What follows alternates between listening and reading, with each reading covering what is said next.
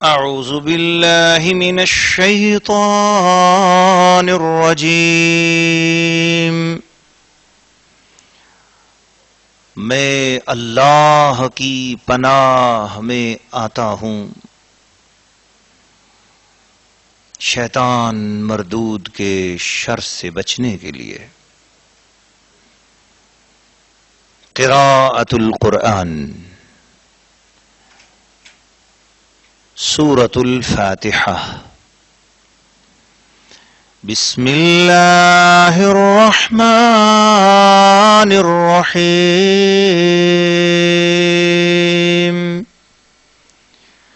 اللہ کے نام سے شروع جو بہت مہربان رحمت والا۔ الحمد للہ رب العالمین، الرحمن الرحیم، مالک یوم الدین، ایاک نعبد وإیاک نستعین، اہدنا الصراط المستقیم، صراط الذین انعمت علیہم غیر المغضوب علیہم ولا الضالین، آمین۔ سورہ الفاتحہ، ترجمہ کنز الایمان۔ سب خوبیاں اللہ کو جو مالک سارے جہان والوں کا، بہت مہربان رحمت والا، روز جزا کا مالک۔ ہم تجھ ہی کو پوجیں اور تجھ ہی سے مدد چاہیں۔ ہم کو سیدھا راستہ چلا، راستہ ان کا جن پر تو نے احسان کیا، نہ ان کا جن پر غضب ہوا اور نہ بہکے ہوئوں کا۔ آمین۔ یہ دعائیہ کلمہ آمین قرآن مجید کا حصہ نہیں ہے۔ سورہ الفاتحہ، تفسیر۔ ناظرین و ناظرات و سامعین و سامعات، سورہ الفاتحہ کی تلاوت اور ترجمہ کنز الایمان آپ نے سماعت فرمایا۔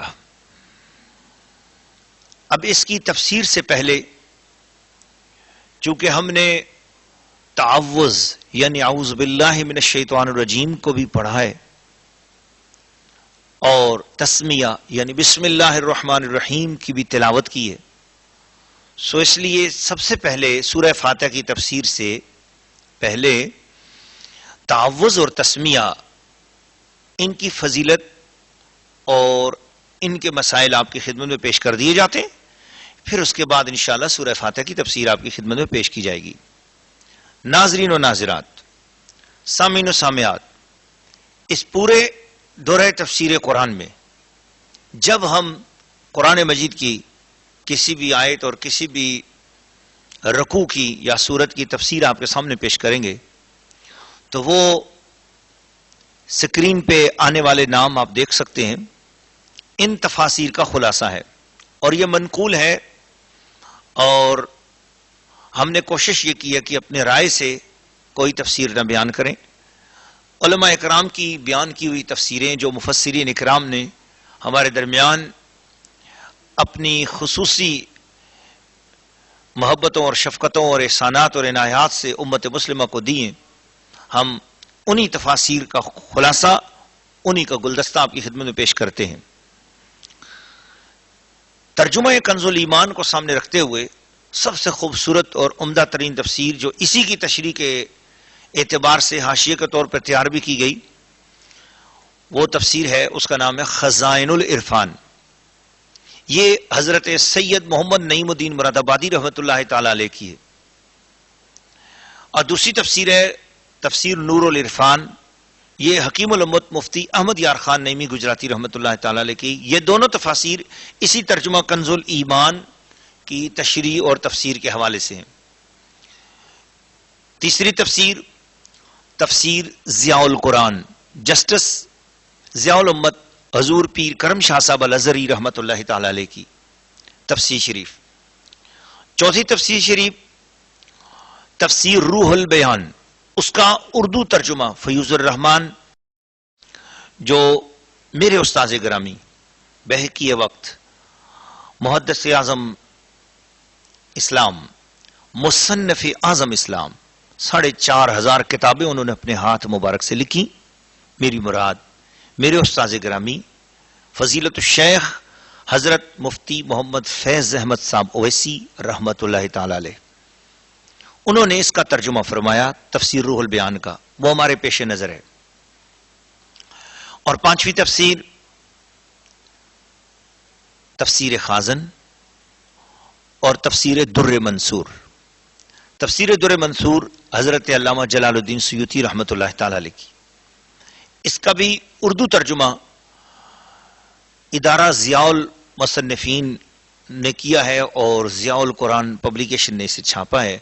بہت عظیم الشان تفسیر شریف ہے، اور اس کے علاوہ دیگر کئی تفسیرات کا بھی مطالعہ وقتاً فوقتاً کیا گیا اور ان کا خلاصہ بھی اسی کے ساتھ شامل کیا جاتا ہے۔ تو جگہ جگہ ہم حوالے نہیں دے سکیں گے، کیونکہ ہمارا مقصد عوام الناس کو آسان کر کے قرآن مجید سمجھانا ہے۔ اس لیے ایک مرتبہ آپ کو یہ بتایا جا چکا ہے، تو اس لیے اور وقت کا بھی چونکہ ہم نے خیال کرنا ہے، اس لیے عربی حوالہ جات اور عربی عبارات کو بھی پڑھنے سے کوشش کی جائے گی کہ ہم احتراز کریں تاکہ آپ کو زیادہ سے زیادہ مواد اردو زبان میں آپ کو سمجھ میں آ سکے۔ اور بعد میں کوئی اللہ کا ایسا بندہ جو سن رہا ہو، کوئی اللہ کی ایسی بندی جو سن رہی ہو، وہ انہی تفسیرات کا انگلش میں ٹرانسلیشن کرنا چاہے اور ٹرانسلیٹ کر کے انگلش میں یا کسی بھی دوسری دنیا کی زبان میں عوام الناس کے لیے پیش کرنا چاہیں، تو ہماری یہ ڈی وی ڈیز، ہمارا یہ پروگرام ان کی خدمت کے لیے حاضر ہے۔ خلق خدا کی خدمت کے لیے نفع کا کام ہے، بے شک ان کو اجازت ہے، وہ یہ کام کر سکتے ہیں۔ ہماری ساتھ ساتھ آواز چل رہی ہے اور اس کا ساتھ ساتھ ترجمہ اپنی زبان میں اس کو کریں، پرتگیز میں کریں، جرمنی میں کریں، فرانسیسی میں کریں، کسی بھی زبان میں کریں، کیونکہ یہ خلق خدا کا نفع ہے، اور خلق خدا کو جتنا زیادہ پیغام اولیاء اللہ پہنچے، ادب کا پیغام پہنچے، اتنا ہی زیادہ نفع ہوگا۔ آئیے تعوذ کے حوالے سے، اعوذ باللہ من الشیطان الرجیم کے حوالے سے ہم آپ کی خدمت میں کچھ گزارشات پیش کرتے ہیں۔ قرآن مجید کی سورہ النحل کی آیت نمبر 98 میں اللہ کریم نے ارشاد فرمایا، فَإِذَا قَرَأْتَ الْقُرْآنَ فَاسْتَعِذْ بِاللَّهِ مِنَ الشَّيْطَانِ الرَّجِيمِ۔ اس کا ترجمہ سماعت فرمائیے، جب تم قرآن پڑھنے لگو تو اللہ کی پناہ میں شیطان مردود سے بچنے کے لیے اللہ کی پناہ میں آ جایا کرو۔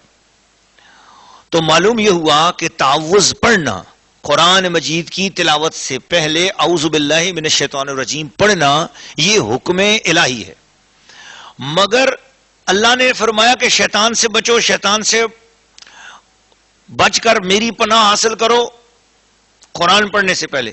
اب وہ پناہ کیسے حاصل کرنی ہے، وہ کس طریقے سے ہم نے شیطان مردود سے بچنا ہے، اس کا طریقہ کیا ہے؟ کوئی دنیا کا عقل مند آدمی اپنی عقل سے قرآن کی تفسیر کرنا چاہے تو اس کا کوئی حل اس کے پاس نہیں ہے، بلکہ ٹھوکریں کھاتے پھرو گے اگر مصطفیٰ کریم کا در چھوڑ دیا، حدیث مصطفیٰ کو چھوڑ دیا۔ تو قرآن پڑھنے سے پہلے ہی تعوذ نے خود بتا دیا کہ قرآن دامن مصطفیٰ کے بغیر نہیں سمجھ میں آ سکتا، مصطفیٰ کریم کے دامن سے لپٹے بغیر، حضور صلی اللہ علیہ وسلم کی حدیث مبارک کے بغیر قرآن کی تشریح عقل کے ساتھ نہیں کی جا سکتی۔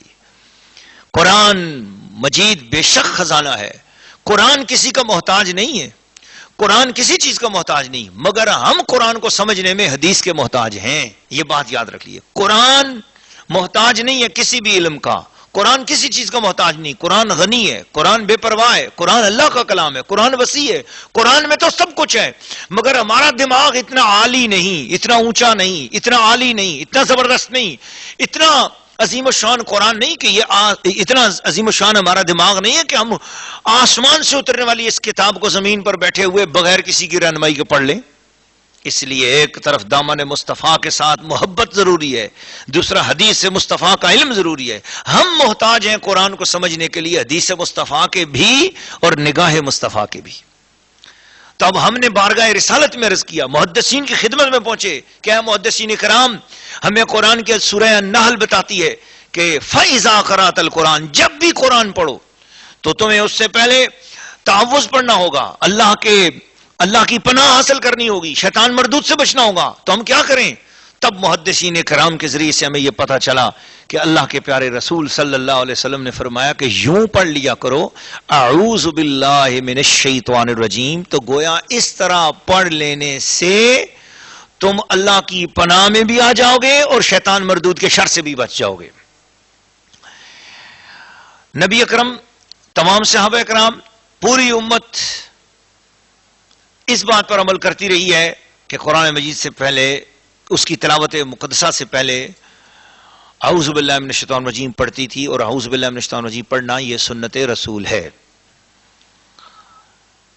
تیسری بات، جیسے کہ نماز کے لیے جسمانی پلیدی کو دور کرنا ضروری ہے اور اس کے لیے وضو ہوتا ہے، اور وضو کرنے سے جسمانی ناپاکی دور ہو جاتی ہے، اسی طرح قرآن مجید پڑھنے سے پہلے روحانی پاکیزگی بھی حاصل کرنا ضروری ہے اور روحانی پلیتی کو دور کرنا ضروری ہے.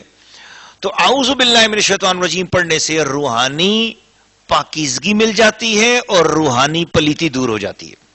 تفسیر نعیمی میں یہ بھی ہے کہ بادشاہ کے دروازے سے بغیر اجازت کے نہیں گزرا کرتے. بادشاہوں کے دروازے میں داخل ہونے کے لیے اجازت کی ضرورت ہوتی ہے، اور قرآن مجید سارے کلاموں کا بادشاہ ہے، اور جس کا کلام ہے وہ احکم الحاکمین ہے اور سب حاکموں کا بادشاہ ہے. سو اس لیے اجازت ضروری ہے. اس کلام مجید کے دروازے پہ داخل ہونے کے لیے اجازت چاہیے، اور اس اجازت کا نام ہے اعوذ باللہ من الشیطان الرجیم. اور اسی طرح تفسیر نعیمی میں یہ بات بھی لکھی ہوئی ہے کہ انسان کے جو قلب اور روح ہیں یہ ایک طرح کے بے لباس ہیں. قلب اور روح جو ہیں یہ بے لباس ہیں، اور قرآن مجید کا نور برداشت کرنے کی ان میں صلاحیت نہیں ہے. اور قرآن مجید کا جو ہی نور آئے گا تو یہ چونکہ بے لباس ہیں اس نور کو ڈائریکٹ برداشت نہیں کر سکیں گے. سو اس لیے ضروری ہے کہ کوئی ایسا لباس ہو، کیونکہ یہ وہ قرآن ہے کہ جسے پتھر اور پہاڑ بھی نہیں برداشت کر سکتے. سو کوئی ایسا لباس ہو جس لباس کی برکت سے قرآن کو برداشت کیا جا سکے اور قرآن کا فیض حاصل کرنے کے ہم قابل ہو سکیں.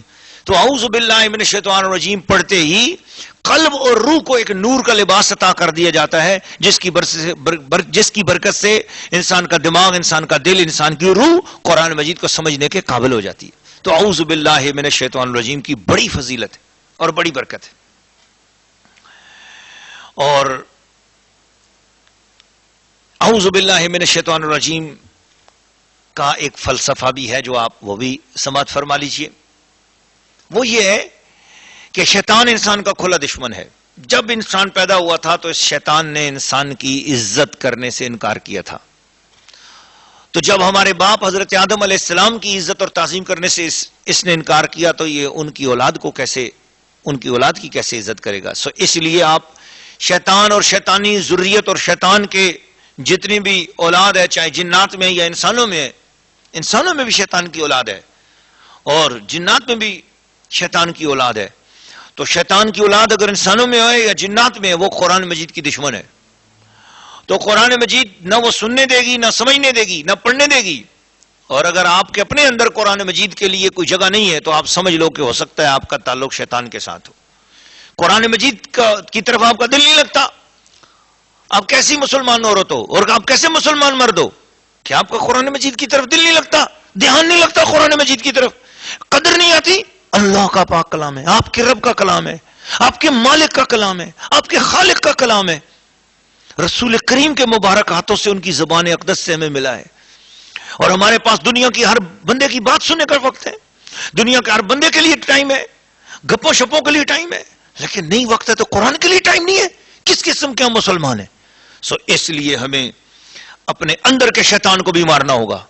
باہر والا شیطان اور وہ جو شیطان ہے جو جنت سے نکالا گیا ہے اس سے نمٹنا تو آسان ہے، اپنے اندر کے شیطان سے بھی جنگ کرنی ضروری ہے، اور وہ جنگ بھی اعوذ باللہ من الشیطان الرجیم کے ذریعے جیتی جا سکتی ہے. اس لیے اعوذ باللہ من الشیطان الرجیم کو پڑھو تاکہ شیطان کے اثرات سے بچو، اور اس کو پوری گہرائی، پوری توجہ اور پوری محبت سے پڑھیں. ایسے اعوذ باللہ من الشیطان الرجیم، یعنی یہ پڑھتے ہوئے اپنے اندر یہ کیفیت طاری کر لو کہ بس میں ہر قسم کے شیطانوں، انسان ہو یا جنات ہو، ان کے وسوسوں سے میں بچ گئی یا میں بچ گیا اور میں اللہ کی پناہ میں آ گیا. جب اعوذ باللہ من الشیطان الرجیم پڑھو تو یہ تصور کرو کہ بس میرے اوپر ایک اللہ پاک نے اپنے کرم کی چادر ڈال دی اور میں اللہ کی حفاظت میں آ گئی. اللہ تعالیٰ مجھے اور آپ سب کو اعوذ باللہ من الشیطان الرجیم کی برکات حاصل کرنے کی توفیق عطا فرمائے. جذبے اور خوب محبت سے اس کو پڑھا کرو، اور اس کی اور بے شمار فضائل اور برکات ہیں. میرے پاس وقت نہیں، صرف ایک بات، اگر کسی شخص کو یہ خیال ہو کہ میرے اوپر کوئی جادو کا اثر ہو گیا ہے، یا کوئی ڈراؤنی خواب کسی نے دیکھ لی ہو، یا نماز میں کسی کو وسوسے بہت تنگ کرتے ہو، تو اگر گلاب کا پھول مل جائے تو ٹھیک ہے، نہیں تو گلاب کی عطر مل جائے تو ٹھیک ہے، گلاب کی خوشبو، سینٹ یا پرفیوم، تو وہ لے اور اس کو سونگھتے ہوئے 5 مرتبہ پڑھیں اعوذ باللہ من الشیطان الرجیم، اور اس کا یہ ترجمہ اور یہ تفسیر اپنے ذہن میں رکھیں اور جذبے میں پڑھیں اعوذ باللہ من الشیطان الرجیم. بس اس جذبے سے 5 مرتبہ پڑھ کر اپنے ہاتھوں پہ دم کر کے اس خوشبو کو سونگیں بھی اور پورے جسم پہ ہاتھ پھیر لیں. انشاءاللہ العزیز برے خواب کے اثرات بھی دور ہو جائیں گے، وسوسے بھی دور ہو جائیں گے، نماز میں بھی دل لگے گا اور اللہ تعالیٰ کی حفاظت نصیب ہو جائے گی. آئیے قرآن مجید فرقان حمید کی تلاوت سے پہلے تقریباً اکثر صورتوں کے پہلے جو اللہ پاک نے عظیم الشان چیز نازل کی ہے جسے تسمیہ یعنی بسم اللہ الرحمن الرحیم کہتے ہیں، آئیے اس کی کچھ فضیلت اور برکات سماعت کر لیتے ہیں. تفسیر نعیمی میں حضرت مفتی احمد یار خان نعیمی گجراتی رحمۃ اللہ تعالی علیہ فرماتے ہیں کہ بسم اللہ شریف کو قرآن مجید کی سورتوں کے درمیان فاصلہ کرنے کے لیے اتارا گیا. ایک سورت ختم ہو گئی، اب دوسری سورت شروع ہو گئی ہے، تو اگر بسم اللہ شریف بیچ میں نہ ہوتی تو کہاں ختم ہو گئی، کب دوسری سورت شروع ہوئی نہیں پتہ لگتا. اس لیے ایک سورت ختم ہو گئی ہے اور دوسری سورت شروع ہونے والی ہے، تو اس کے اختتام پر اور اگلی سورت کے آغاز پر پہلے بیچ میں بسم اللہ الرحمن الرحیم رکھ دی گئی تاکہ پتہ چلے کہ یہاں سے یہ سورت ختم ہو گئی اور دوسری سورت شروع ہو گئی ہے. ہر سورت سے پہلے بسم اللہ الرحمن الرحیم کو آپ پڑھتے جائیں.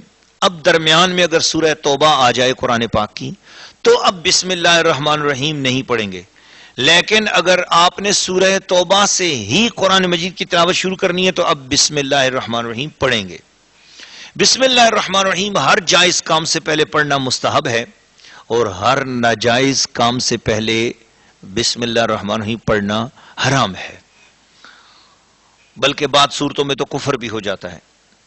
سورہ النمل کی آیت نمبر 30 میں بسم اللہ الرحمن الرحیم قرآن مجید کی آیت کا ایک حصہ ہے. بسم اللہ الرحمن الرحیم آسمان سے اترنے والی عظیم الشان بابرکت آیت کریمہ ہے، اور یہ عظیم الشان برکتوں والا خزانہ بھی ہے. اگر کسی شخص کو کوئی مشکل پیش آ رہی ہو، کوئی ایسی مراد ہے کہ پوری نہیں ہو رہی، 1000 مرتبہ بسم اللہ الرحمن الرحیم پڑھے. پڑھنے سے پہلے باوضو ہو، صاف ستھرے کپڑے پہنے، عورت ہو یا مرد، اور اس کے بعد 2 نفل ادا کرے. 2 نفل ادا کرنے کے بعد بسم اللہ الرحمن الرحیم کو 1000 مرتبہ پڑھے. پھر اپنے مقصد کی دعا کرے، یا اللہ میری یہ مراد ہے، تو اپنے فضل و کرم سے اپنی مہربانی سے اسے پورا کر دے. اے اللہ میں تیری بندی ہوں یا میں تیرا بندہ ہوں، اے اللہ میرے حال پہ رحم فرما، کرم فرما، میں تجھ سے مانگتا ہوں، میں تجھ سے مانگتی ہوں. اپنے اللہ سے مانگو، سوال کرو. خواتین و حضرات، ناظرین و ناظرات، مفسرین اکرام نے لکھا ہے، شیخ بونی علیہ رحمت نے لکھا ہے، اور اعلیٰ حضرت نے بھی اس کے بارے میں لکھا ہے بزرگان دین لکھا، فتاوی شامی میں آیا کہ اگر کوئی شخص اس طریقے سے اللہ تعالیٰ کے حضور اپنی مراد پیش کرے، 2 نفل پڑھے، 1000 مرتبہ بسم اللہ پڑھے، پھر مراد پیش کرے، پھر 2 نفل پڑھے، پھر 1000 بار بسم اللہ پڑھے، پھر دعا کرے، پھر 2 نفل پڑھے، پھر 1000 بار بسم اللہ کرے، اس طرح 12000 مرتبہ یوں کرے تو اس کی مراد اس کے اٹھنے سے پہلے پہلے اللہ کریم پوری فرمانے کے اسباب کر دے گا۔ یہ عظیم شان عمل ہے، تمام سننے والے ناظرین و ناظرات کے لیے میری طرف سے اجازت ہے الحمدللہ۔ آئیے سورہ فاتحہ کی تفسیر شریف سماعت کرتے ہیں۔ ناظرین و ناظرات، سامعین و سامعات، سورہ فاتحہ مکی ہے اور مدنی بھی ہے، اور قرآن مجید کی یہ وہ بابرکت اور عظیم الشان سورت ہے جس کے اترنے پر اللہ کریم کے پیارے محبوب نے خوشی بھی منائی، اور حضور علیہ الصلوۃ والسلام نے ارشاد فرمایا کہ میرا یہ اعزاز ہے کہ اللہ پاک نے مجھے سورہ فاتحہ عطا کی ہے۔ اور سورہ بقرہ کی آخری آیات اور پہلی آیات پر بھی حضور نے اسی طرح فرمایا۔ حضور علیہ الصلوۃ والسلام نے ارشاد فرمایا کہ سارا قرآن تفصیل میں ہے، اس سارے قرآن کا اجمال سورہ فاتحہ میں ہے، اور سورہ فاتحہ کا سارا خلاصہ بسم اللہ الرحمن الرحیم میں ہے۔ اور بزرگان دین لکھا کہ بسم اللہ الرحمن الرحیم کا سارے کا سارا خلاصہ اور اس کا نچوڑ اور اس کی برکات بسم اللہ کی با میں ہے، اور بسم اللہ کی با کے اندر جتنی کرامات اور جتنی فضائل اور جتنی رحمتیں اور جتنے نور ہیں وہ اس کے نقطے میں ہیں۔ اور بزرگوں نے لکھا کہ مولا علی کرم اللہ وجہ الکریم ارشاد فرماتے ہیں کہ انا نقطۃ بائے بسم اللہ الرحمن الرحیم، بسم اللہ الرحمن الرحیم کی با کا جو نقطہ ہے وہ میں مولا علی کرم اللہ وجہ الکریم ہوں۔ اللہ کریم کے پیارے محبوب کے دروازے پر رہنے والے ہزر باش غلاموں کی جب یہ شان ہے تو پھر شان مصطفیٰ کا عالم کیا ہوگا؟ آپ ذرا تصور کریں کتنا فیضان ہمیں مل رہا ہے۔ تو سورہ فاتحہ کے اندر 7 آیات ہیں، 27 کلمات ہیں اور 140 حروف ہیں۔ یہ آسمان سے 2 بار ہمارے رسول پاک پر نازل ہوئی۔ قرآن مجید فرقان حمید کی سورہ الحجر 14واں پارہ، اس میں سورہ فاتحہ کو 7 مثانی بھی کہا گیا ہے، اس لیے کہ بار بار دہرائی جاتی ہیں۔ تقریباً یہ آیات ہر نماز جس میں سجدہ ہے، سجدے والی تقریباً ہر نماز کے اندر یہ سورہ فاتحہ پڑھی جاتی ہے۔ اور اسی طرح اس سورہ فاتحہ کی برکات بھی ایسی ہی ہیں جیسی سورہ فاتحہ سے پہلے ہم نے سورہ النمل کی آیت نمبر 30 کی بسم اللہ الرحمن الرحیم کے حوالے سے ہم نے گزارشات پیش کی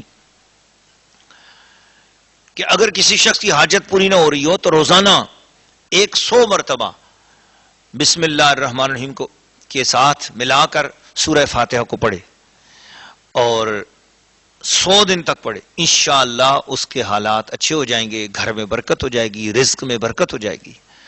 ہم مسلمان قرآن مجید کے ساتھ لگ جائیں نا تو یہ قرآن بڑی برکتیں عطا فرماتا ہے۔ سورہ فاتحہ کے 21 سے بھی زیادہ نام ہے، اور اس کو سورہ وافیہ بھی کہتے ہیں، سورہ شافیہ بھی کہتے ہیں، سورہ الکنز بھی کہتے ہیں، سورہ تعلیم المسئلہ بھی کہتے ہیں، سورہ الدعاء بھی کہتے ہیں، سورہ فاتحۃ الکتاب بھی کہتے ہیں، سورہ الفاتحہ بھی کہتے ہیں۔ اس کے اتنے سارے نام ہیں، حضور علیہ الصلوۃ والسلام نے 21 سے زیادہ اس کے نام عطا فرمائے۔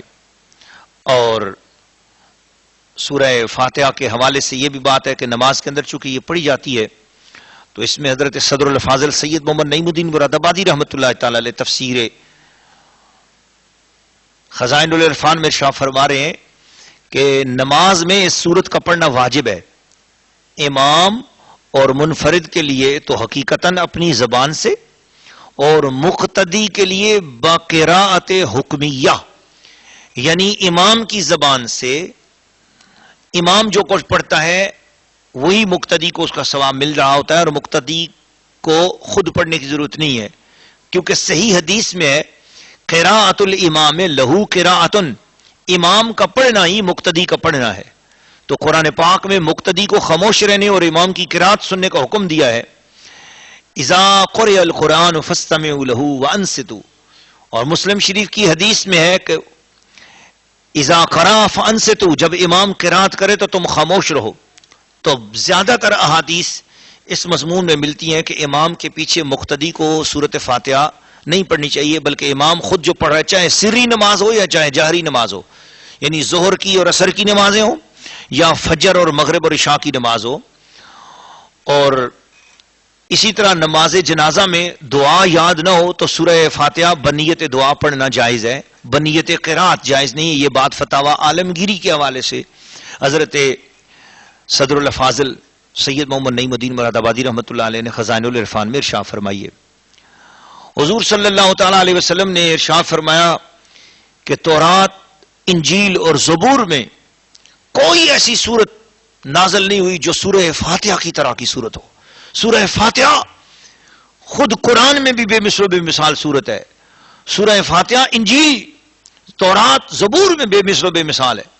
ایک فرشتے نے آسمان سے نازل ہو کر ہمارے نبی اکرم صاحب قرآن، جان قرآن، اصل ایمان محمد الرسول اللہ صلی اللہ علیہ وسلم پر سلام عرض کیا اور کہا یا رسول اللہ صلی اللہ علیہ وسلم، آپ کو دو ایسے نور عطا کیے جا رہے ہیں جو حضور سے پہلے کسی اور نبی کو عطا نہیں ہوئے.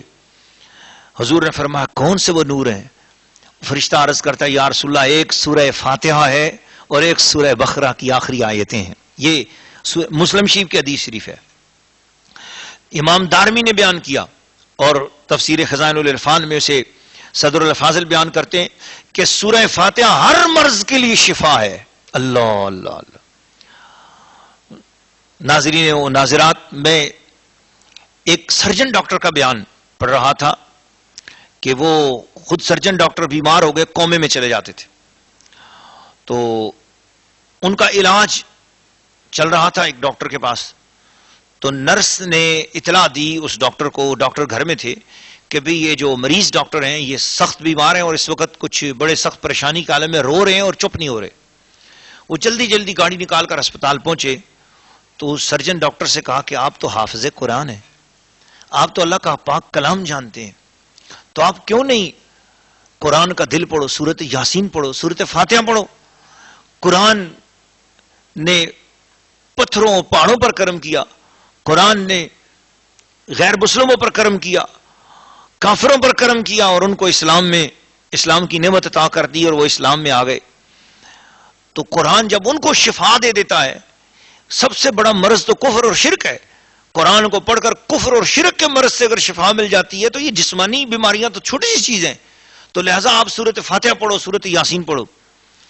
تو انہوں نے ان کی بات سنی اور کہا آپ تو حافظ قرآن بھی ہیں ڈاکٹر صاحب، پڑھو.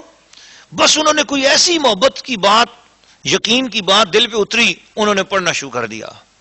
بس جو پڑھنا شروع کر دیا، آج اور کل اور کہتے ہیں ان کے گردے، جگر، ہر چیز نے کام کرنا شروع کر دیا. اور 7-8 دن کے اندر بغیر کسی دوائی کے، بغیر کسی علاج کے، فقط قرآن کی برکت سے وہ ٹھیک ٹھاک ہو گئے، شفا یاب ہو گئے. اور آج کل وہ راول پنڈی پاکستان میں ایک ہاسپٹل ہے، CMH ہاسپٹل، اس کے اندر وہ باقاعدہ اپنی ڈیوٹی سر انجام دے رہے ہیں. تو قرآن اس طرح شفائیں عطا کرتا ہے. ناظرین و ناظرات، تو حضور صلی اللہ علیہ وسلم کا یہ فرمان ہے کہ قرآن، سورہ فاتحہ ہر مرض کے لیے شفا ہے. اور سورہ بنی اسرائیل میں تو اللہ تعالیٰ نے ارشاد فرمایا وَنُنَزِّلُ مِنَ الْقُرْآنِ مَا هُوَ شِفَاءٌ، قرآن کے اندر جو کچھ ہے وہ سب کچھ شفا ہے. وَرَحْمَةٌ، اور قرآن کے اندر رحمت ہے. لیکن کس کے لیے؟ لِلْمُؤْمِنِينَ، ایمان والوں کے لیے، یقین رکھنے والوں کے لیے، جن کا دل پختہ ہو کہ ہاں مجھے قرآن سے شفا ملے گی. افسوس تو یہ ہے کہ آج ہم مسلمانوں کو ڈسپرین پر، پیناڈال پر، گولیوں پر، دوائیوں پر تو اعتماد اور یقین ہوتا ہے. کاش اس سے زیادہ اعتماد اور اس سے زیادہ یقین اور ایمان اللہ کے ان پاک کلمات پر ہو، قرآن پر ہو، سورہ فاتحہ پر ہو، قرآن کی صورتوں پر ہو. تو پھر دیکھو آپ کے گھروں میں کیسے برکت اترتی ہے، آپ کی ہر چیز میں شفا آ جائے گی. امام دارمی نے لکھا کہ سورہ فاتحہ کو 100 مرتبہ پڑھ کر جو دعا اللہ تعالیٰ سے مانگو اللہ تعالیٰ قبول فرما لیتا ہے. آئیے اب سورہ فاتحہ کے حوالے سے بس آخری کلمات میں اس کی تفسیر کی طرف جا رہا ہوں. یہ تو ابھی فضیلت آپ کو سنائی ہے، اس کی تفسیر کے حوالے سے چند باتیں عرض کر کے میں اجازت چاہوں گا. سورہ فاتحہ شروع ہوتی ہے الحمدللہ رب العالمین سے. میں نے اس کی تفسیر میں پڑھا ہے فیوض الرحمن، جو اردو ترجمہ ہے روح البیان کا، کہ حضرت سیدنا آدم علیہ السلام کو جب چھینک آئی، جب ان کے بدن اقدس مٹی سے بنایا گیا اور اس کے اندر روح ڈالی گئی، تو اس وقت آپ کو چھینک آئی. تو جب چھینک آئی تو بے ساختہ آپ کی زبان مبارک سے یہ نکلا الحمدللہ رب العالمین. تو اللہ پاک نے ان کے اس کلام مبارک کو جو ان کی زبان اقدس سے سب سے پہلے نکلا، حضرت آدم علیہ السلام کے بدن میں جب روح پڑی تو پہلا کلام ان کی زبان اقدس سے جو نکلا وہ تھا الحمد للہ رب العالمین. تو اللہ پاک نے اپنے محبوب پر جو کلام اتارا تو اس کا پہلا کلمہ بھی الحمد للہ رب العالمین ہے. تو گویا یہ حضرت آدم علیہ السلام کی اس ادا کو قرآن مجید کا پہلا کلمہ بنایا گیا.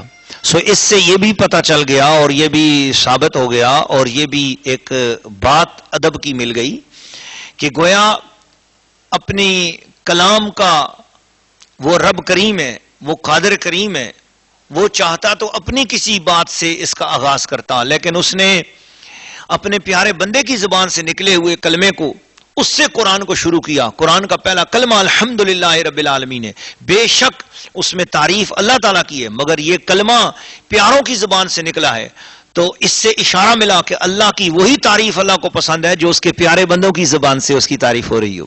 سو اس سے یہ بھی ایک پتہ چل گئی بات کہ اپنے طور پر اللہ تعالیٰ کی اگر کوئی عقل کے حساب سے کوئی تعریف گھڑے گا یا غیر مسلم کوئی اللہ تعالیٰ کی تعریف کرے گا تو اسے پہلے قرآن اور سنت کے مطابق دیکھا جائے گا کہ وہ اللہ کے پیاروں سے انبیاء کے طریقے سے ملتی ہے کہ نہیں ہے.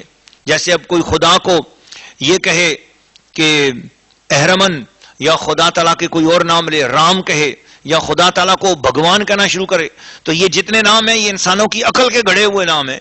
تو ان ناموں کو کے ذریعے اللہ تعالیٰ کو نہیں پکارا جائے گا، ان ناموں کے ذریعے پکارا جائے گا جو اس کے پیارے انبیاء نے، اس کے پیارے بندوں نے وہ نام مبارک کے ذریعے اللہ تعالیٰ کو پکارا اور ان ناموں کے ذریعے اللہ کو یاد کیا ہے. جیسے اللہ، رحمان، رحیم، مسبب الاسباب، خالق، کریم. سو اس طرح وہ نام جو انبیاء نے پکارے. تو اس کی اس آیت کریمہ کی جو ترتیب ہے یا اس کی اولیت ہے، اس کے اسباب میں جو مفسرین کرام نے جو بات کہی وہ میں نے آپ کو سنائی ہے. تو اس سے یہ بھی پتہ چلا کہ جو الحمدللہ رب العالمین ہے وہ حدیث آدم علیہ السلام بھی ہو گئی. اور یہ بھی پتہ چلا آدم علیہ السلام کی زبان اقدس سے پہلا جملہ الحمدللہ رب العالمین کا نکلا. تو اس کا یہ بھی ایک مفہوم مل گیا کہ قرآن کا آغاز ایسے کلمے سے کر کے رب تعالیٰ قرآن پڑھنے والوں کو بتا رہا ہے کہ میری نظر میں نبیوں کا مقام کتنا بڑا ہے، کتنا بڑا بلند مقام ہے. سو اس لیے ایسا نہ ہو کہ تم کہیں نبیوں کو چھوڑ کر، نبی کے دامن کو چھوڑ کر قرآن کو ڈائریکٹ پڑھنے والے بن جاؤ اور قرآن کے ساتھ ایسا تعلق رکھ لو کہ نبی سے تعلق توڑ دو. نہ، نبی سے تعلق نہ توڑنا، کیونکہ میں نے تو قرآن کا آغاز ہی اس کلمے سے کیا ہے جو ایک نبی حضرت آدم علیہ السلام کی زبان مبارک سے نکلا ہے. تو الحمدللہ رب العالمین جب چھینک آئے تو الحمدللہ پڑھنا سنت آدم علیہ السلام بھی ہے، سنت مصطفیٰ بھی ہے اور حکم رسول بھی ہے. اب الحمدللہ رب العالمین کے ترجمے کی طرف آ جاؤ. الحمدللہ رب العالمین کا معنی ہے تمام خوبیاں اللہ کو جو مالک سارے جہان والوں کا، سارے جہانوں کا مالک. یہ عظیم الشان ثنا ہے. اللہ تعالیٰ کی جب بھی تعریف کرو تو الحمدللہ رب العالمین. پانی پیو تو کہو الحمدللہ رب العالمین. کھانا کھاؤ تو کہو الحمدللہ رب العالمین. کیونکہ تمام تعریفوں کا مستحق وہی ہے اللہ، اس کے ساتھ کوئی شریک نہیں. اللہ ہمارا رب ہے اور وہ بے نیاز ہے، اسے کسی کی حاجت نہیں، سبھی اسی کے حاجت مند ہیں. وہ کسی کا مجبور نہیں، سبھی اسی کے مجبور ہیں. وہ جبار ہے، وہ رزاق ہے، اسے کسی رزق کی حاجت نہیں، سب کو وہی کھلاتا ہے اور وہ خود کھانے سے پاک ہے، سب کو وہ پلاتا ہے، وہ خود پینے سے پاک ہے. وہ سبحان ہے، وہ عظیم ہے، وہ بڑی شان والا ہے. اسی کی حمد ہے، اسی کی ثنا ہے، اسی کی تعریف ہے. الرحمن الرحیم. تعریف کیا ہے اس کی یا اللہ؟ تیری کیا تعریف ہے؟ خود ہی تعریف کر کے بتاتی کہ وہ بے حد رحم والا، بے حد مہربان ہے. یہ میری تعریف ہے. سبحان اللہ. ایک طرف تو یہ اس کی تعریف کہ وہ سارے عالمین کا پالنے والا ہے، وہ اللہ ہے. دوسری طرف اس کی یہ تعریف کہ وہ بہت مہربان ہے اور بہت رحیم ہے. مہربان اور رحیم کہنے کے بعد فرمایا مالک یوم الدین، قیامت کے دن کا، روز جزا کا وہ مالک ہے. تو روز جزا کا مالک بتانے سے پہلے اس نے اپنی رحمت کا ذکر کیا کہ گویا لوگوں میری رحمت سے مایوس نہ ہونا، میری بندگی کرتے رہنا، میری عبادت کرتے رہنا، میرے حضور توبہ اور استغفار کرتے رہنا، تو پھر قیامت کے دن میری رحمتیں تمہارا ساتھ دیں گی، تمہیں بخشش دیں گی، تمہارے اوپر کرم فرمائیں گی. ایاک نعبد و ایاک نستعین، اے اللہ ہم تجھی کو پوجیں اور تجھی سے مدد چاہیں۔ یہ ہے وہ عظیم الشان آیت کریمہ جو اللہ تعالیٰ کی بندگی کی طرف، اسی سے مدد مانگنے کی طرف متوجہ کرتی ہے۔ لوگوں، مددگار ہے تو صرف اللہ ہے، عبادت کے لائق ہے تو صرف اللہ ہے، اللہ کے علاوہ کسی کی عبادت اور بندگی نہیں، سجدہ کسی کو روا نہیں ہے سوائے اللہ کے۔ اسی لیے اسلام کے اندر سجدہ تعظیمی کو بھی حرام قرار دے دیا گیا، سجدہ تعظیمی بھی ممنوع ہے۔ اور ایاک نستعین، تجھی سے مدد مانگتے ہیں، مدد کرنے والا تو ہی ہے۔ اس کے اندر ایک لطیف سا نقطہ بھی ہے، بڑی پیاری سی بات بھی ہے کہ یہ تعلیم آپ کو کس سے مل رہی ہے؟ جب آپ ایاک نعبد و ایاک نستعین کہہ رہے ہیں تو کون ہے جو آپ کو یہ بات بتا رہا ہے؟ یہ بات محمد مصطفیٰ کے وسیلے سے مل رہی ہے، یہ بات اولیاء اللہ کے وسیلے سے مل رہی ہے، یہ بات قرآن کے وسیلے سے مل رہی ہے۔ سو اس لیے ان وسیلوں کو بیچ میں سے نہ چھوڑ دینا کہیں، نہ، یہ وہ ہستیاں ہیں جن کے طفیل تو تمہارا ایاک نعبد و ایاک نستعین کہنا قبول ہوگا۔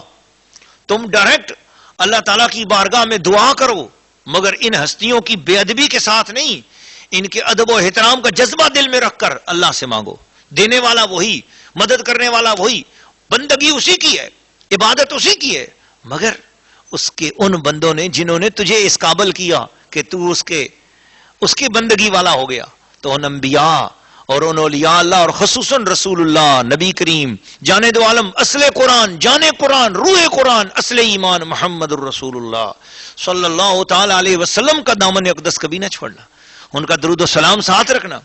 بعض لوگ اس آیت کریمہ کو پڑھنے کے بعد یہ سمجھ لیتے ہیں کہ شاید اب بس ہمارا اللہ تعالیٰ سے ایک ڈائریکٹ تعلق اور رابطہ ہو گیا ہے، بس اب ہمیں اور اللہ ہے، بیچ میں کوئی نہیں۔ ٹھیک ہے، بیچ میں کوئی اور مخلوق نہیں، بیچ میں کوئی اور بندہ نہیں، کوئی اور نہیں، لیکن رسول پاک تو کوئی بھی نہیں ہے نا جی۔ رسول پاک تو اللہ کے محبوب ہیں، وہی تو یہ بات تمہیں سکھانے والے ہیں۔ جنہوں نے تمہیں یہ بات سکھائی تم انہی سے منہ موڑ لو گے؟ تو قرآن مجید کی اگلی سورت ہم پڑھنے والے ہیں، وہاں پہ اللہ تعالیٰ نے ارشاد فرمایا وَمِنَ النَّاسِ مَن يَقُولُ آمَنَّا بِاللَّهِ وَبِالْيَوْمِ الْآخِرِ وَمَا هُم بِمُؤْمِنِينَ۔ لوگوں میں سے کچھ ایسے لوگ بھی ہیں جو یہ کہتے ہیں کہ ہم اللہ پر ایمان لے آئے اور قیامت کے دن پر ایمان لے آئے۔ اللہ فرماتا ہے وَمَا هُم بِمُؤْمِنِينَ، وہ ایمان والے نہیں ہیں۔ یخادعون اللہ، وہ اللہ کو دھوکہ دے رہے ہیں۔ در منصور میں اور دیگر کئی تفاسیر کے اندر یہ بات آتی ہے یخادعون اللہ، وہ اللہ کو دھوکہ دیتے ہیں، اللہ کو دھوکہ کوئی نہیں دے سکتا۔ مگر کیوں رب نے فرمایا دراصل یہاں پر محذوف ہے یخادعون رسول اللہ، وہ رسول اللہ صلی اللہ تعالی علیہ وسلم کو دھوکہ دینا چاہتے ہیں کہ بھئی یا رسول اللہ آپ اسی کام کے لیے تو آئے تھے نا کہ اللہ پر اور قیامت کے دن پر ایمان، تو ہم نے اللہ اور قیامت کے دن پر ایمان لے آئے، ہم آپ یہی چاہتے تھے، ہم نے یہ ایمان قبول کر لیا، مگر اب وہ رسول کا پاک کا رسول کریم کا ادب کرنا چھوڑ رہے تھے۔ اللہ نے فرمایا وما ہم بمؤمنین، جو میرے رسول کا بے ادب ہو کر مجھ پر ایمان لائے اور قیامت کے دن پر ایمان لائے دفع ہو جائے، اس کا کوئی تعلق نہیں ہے ایمان کے ساتھ۔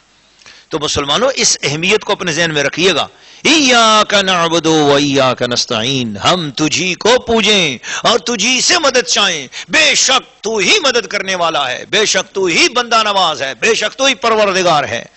اہدنا الصراط المستقیم، اے اللہ تیری بندگی اور تیری مدد کے لیے اور تیرے دین کے لیے اور تیری توحید کے لیے اے اللہ ہم چاہتے ہیں کہ تو ہمیں سیدھا راستہ چلا، سیدھا راستہ چلا۔